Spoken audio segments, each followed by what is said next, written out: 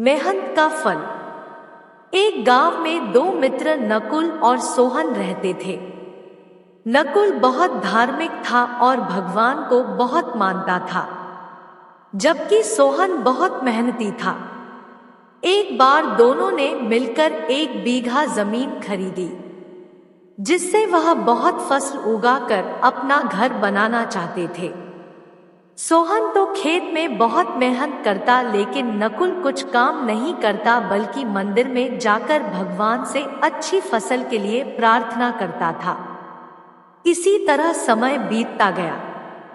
कुछ समय बाद खेत की फसल पककर तैयार हो गई, जिसको दोनों ने बाजार ले जाकर बेच दिया और उनको अच्छा पैसा मिला।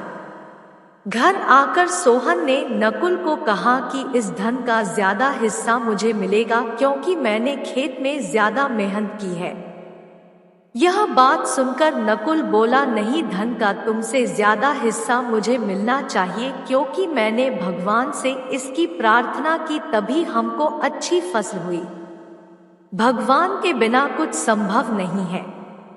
जब वह दोनों इस बात को आपस में नहीं सुलझा सके तो धन के बंटवारे के लिए दोनों गांव के मुखिया के पास पहुंचे।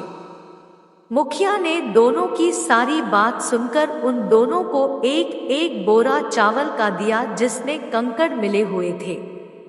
मुखिया ने कहा कि कल सुबह तक तुम दोनों को इसमें से चावल और कंकड़ अलग करके लाने हैं, तब मैं निर्णय करूंगा कि इस धन का ज्यादा हिस्सा किसको मिलना चाहिए। दोनों चावल की बोरी लेकर अपने घर चले गए। सोहन ने रात भर जागकर चावल और कंकड़ को अलग किया, लेकिन नकुल चावल की बोरी को लेकर मंदिर में गया और भगवान से चावल में से कंकड़ अलग करने की प्रार्थना की। अगले दिन सुबह सोहन जितने चावल और कंकड़ अलग कर सका उसको ले जाकर मुखिया के पास गया, जिसे देखकर मुखिया खुश हुआ। नकुल वैसी की वैसी बोरी को ले जाकर मुखिया के पास गया। मुखिया ने नकुल को कहा कि दिखाओ तुमने कितने चावल साफ किए हैं। नकुल ने कहा कि मुझे भगवान पर पूरा भरोसा है कि सारे चावल साफ हो गए होंगे। जब बोरी को खोला गया तो चावल और कंकड़ वैसे के वैसे ही थे। जमींदार ने नकुल को कहा कि भगवान भी तभी सहायता करते हैं जब तुम मेहनत करते हो। जमींदार ने धन का ज्यादा हिस्सा सोहन को दिया।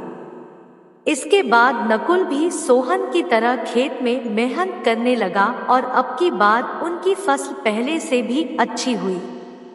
सीख। इस कहानी से हमें यह सीख मिलती है कि हमें कभी भी भगवान के भरोसे नहीं बैठना चाहिए। हमें सफलता प्राप्त करने के लिए मेहनत करनी चाहिए। धन्यवाद।